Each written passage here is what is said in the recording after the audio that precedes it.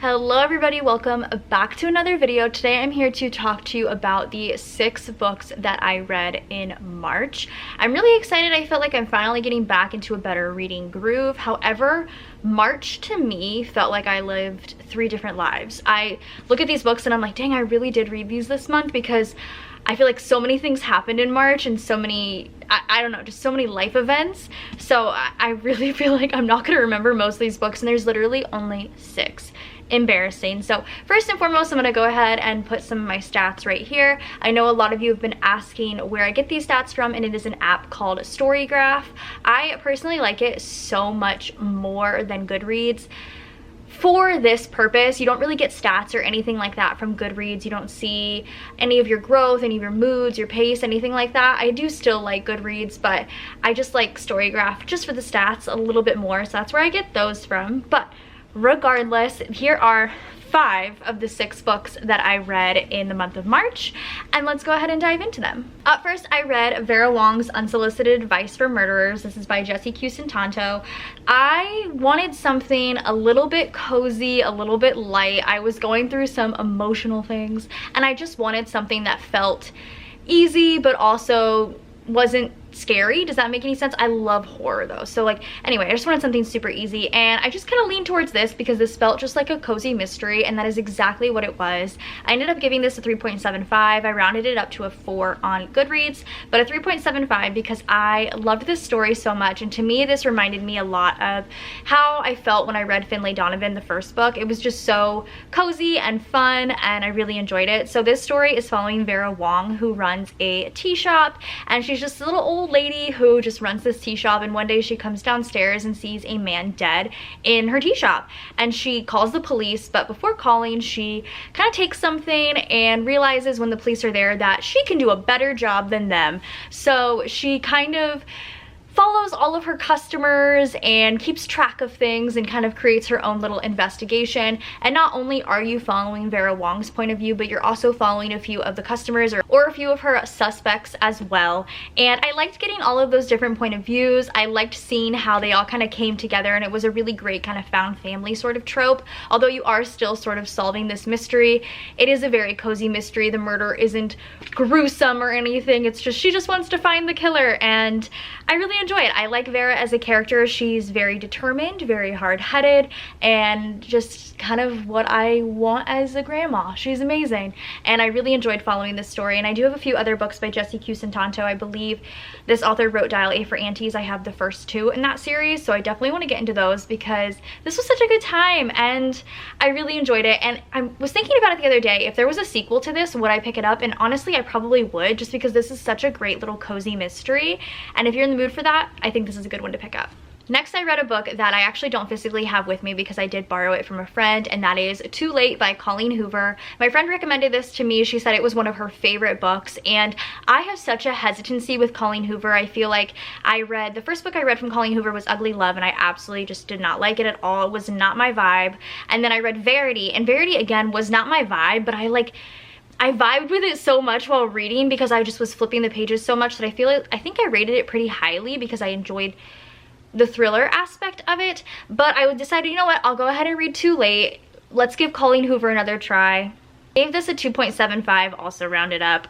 This, I just don't think she's the author for me. I just don't. Too Late it was just a lot. It was a very long book. In this book, you're following 2 different point of views. You're following Sloane and you're following Carter. Sloane is the girlfriend of this guy. I don't know how to pronounce his name. I was saying Asa in my head the whole time, but that might be incorrect.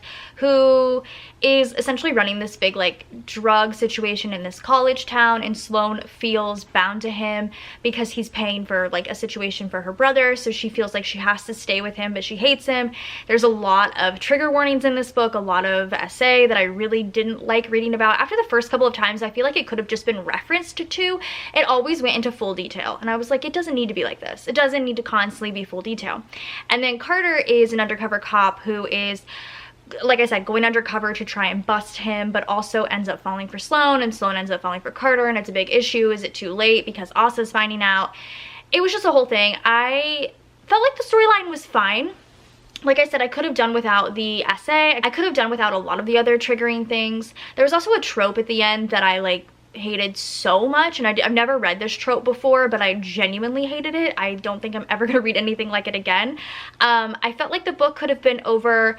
I think there was an additional like 50 to 100 pages that just didn't need to be there. There was a point where I thought, you know what, this book can be over, and then they just kind of extended it, and I was like, all right, this is a little too much, a little too, I don't know, too much. It's just too much for me. So I just don't think Colleen Hoover is the author for me. If she's the author for you, that is totally fine. I know there are so many books that so many people enjoy by her, but that is just, she's just not for me, and I don't know if I'm ever going to give her another chance. But I'm glad I got to read one of my friend's favorite books, because now I can see what she likes, and I have a lot of books that I'm going to unhaul here soon that I think she's also going to really enjoy, so I'll have to give those to her. The next book that I read this month is another book in the Wayward Children series. I read Where the Drowned Girls Goes by Shauna Maguire. This is the 7th book in the Wayward Children series. I have 2 more.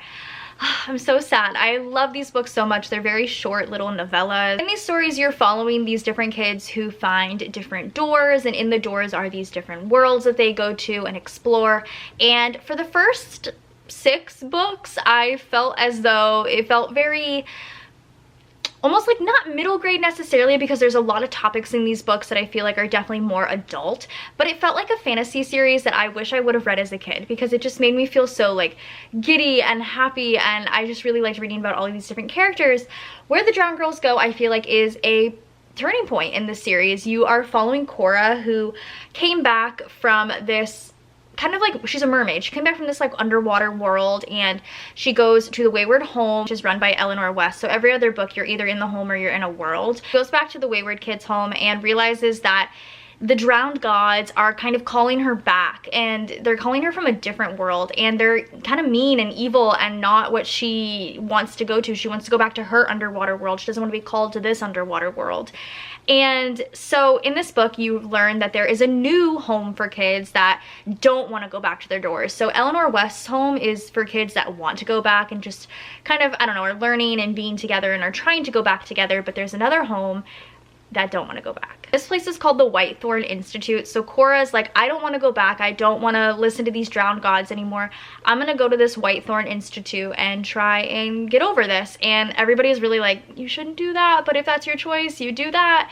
And so she goes, and the Whitethorn Institute is again in the real world, and it's very not great. It's not great.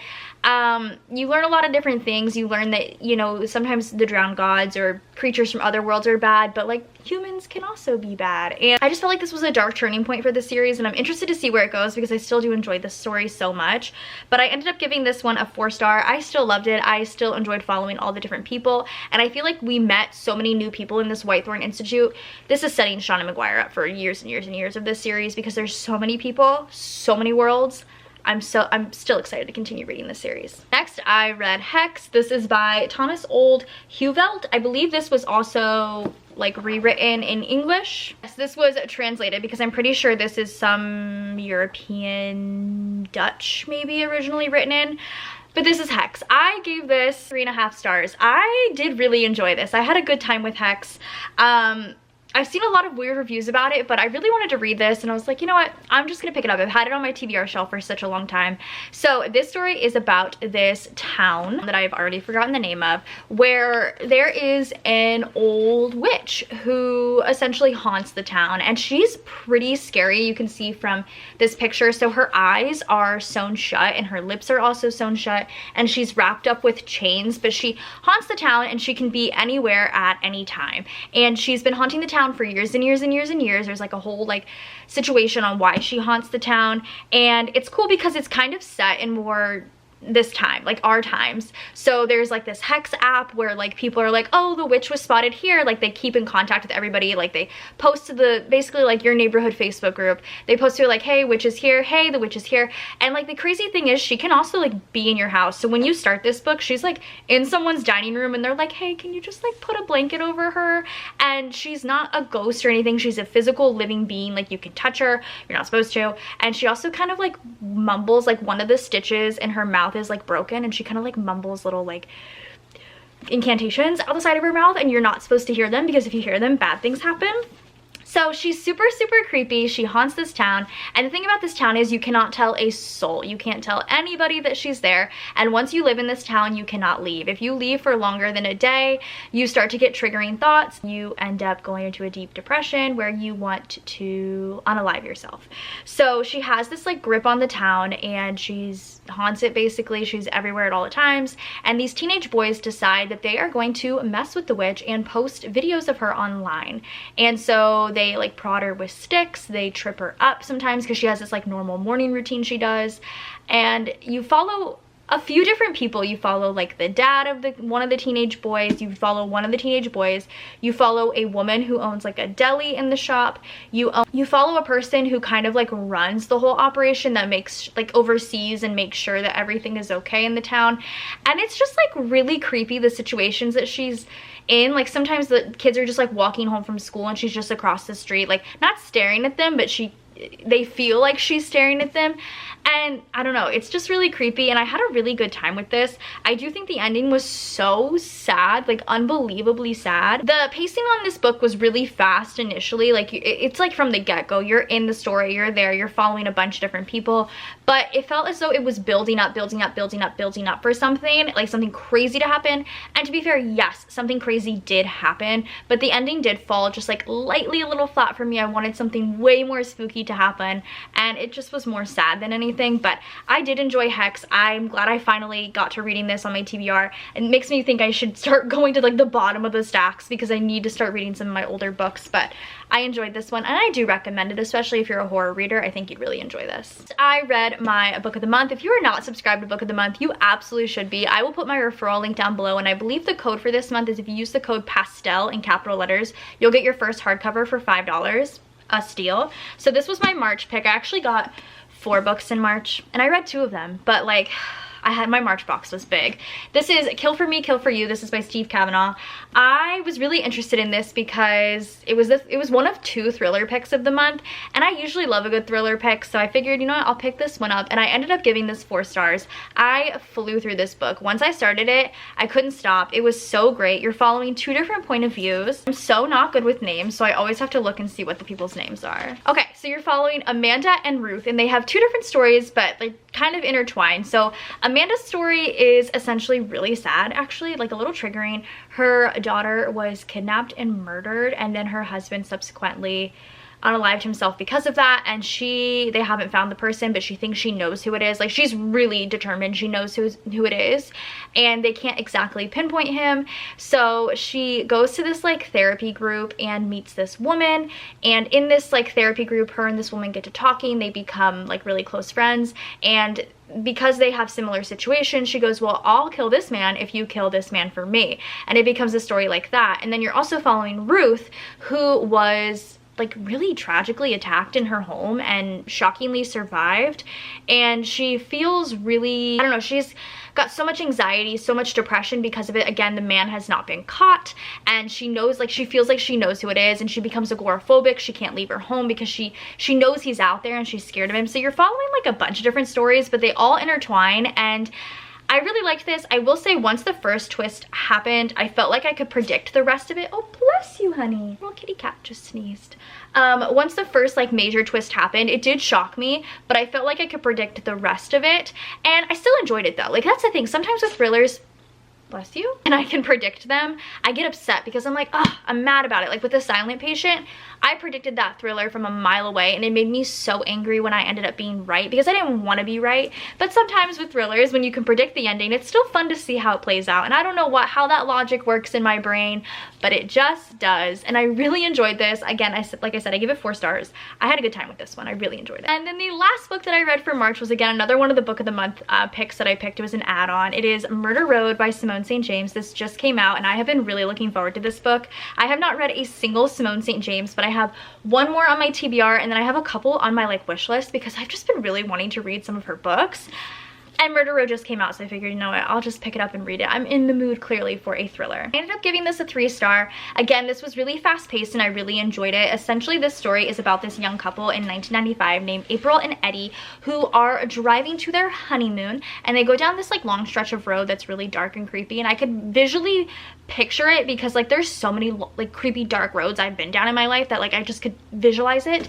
And they see this hitchhiking woman on the side of the road and they put her in their car. They're like, where do you need to go? Where do you need to go? Like, we'll take you there, because she seemed so distraught. And like the second she gets in the car, April realizes that this woman has been stabbed and is bleeding out, and immediately they're like, okay, let's go to the hospital. On this road, on the way to the hospital, a truck comes barreling at them, just barreling at them, and they're like, run, he's coming, he's coming. This is all in the synopsis. Spooky, right? They finally get her to the hospital, they get off this road, and the police are like, oh, so you did this. There's been a long stretch of murders on this road for years and years and years. You guys did this because clearly you did it. I don't know how the logic happened, but it does. I had such a good time with this one. It is very fast-paced, a little spooky, paranormal, which I loved. I was so happy. I love when a book goes paranormal because it's like they sometimes will hint to it and then they have logical reasons as to why this happened. But I like when they go full paranormal. I will say though, the book did focus a little bit more on the couple and their relationship versus this whole mystery thriller aspect. I wanted more on the like paranormal mystery thriller of this road because it's spooky, but it did focus again, like I said, more on the couple, which is fine, but I wanted more spookiness. But I did give it a 3-star because like I said, it was fast-paced. I enjoyed the story. I thought it was really spooky and great and wonderful, and I'm glad I finally read a Simone St. James because I've been really wanting to. So those were the 6 books that I read in March. I'm really excited to have finished these 6 books and to add them to my shelves. I felt like it was a good reading month, and I'm hoping April continues with the good reading month. I've been really just back in my groove of reading a lot at night, and it makes me really, really happy. And I don't know if you guys can see my TBR, but it's a little intense, so I need to knock that out. I'm hoping to get more reading videos up for you guys this month, so definitely be sure to look out for those. I hope you guys enjoyed this video. Go ahead and subscribe to my channel if you're not already, and I'll see you guys in my next one. Bye, guys.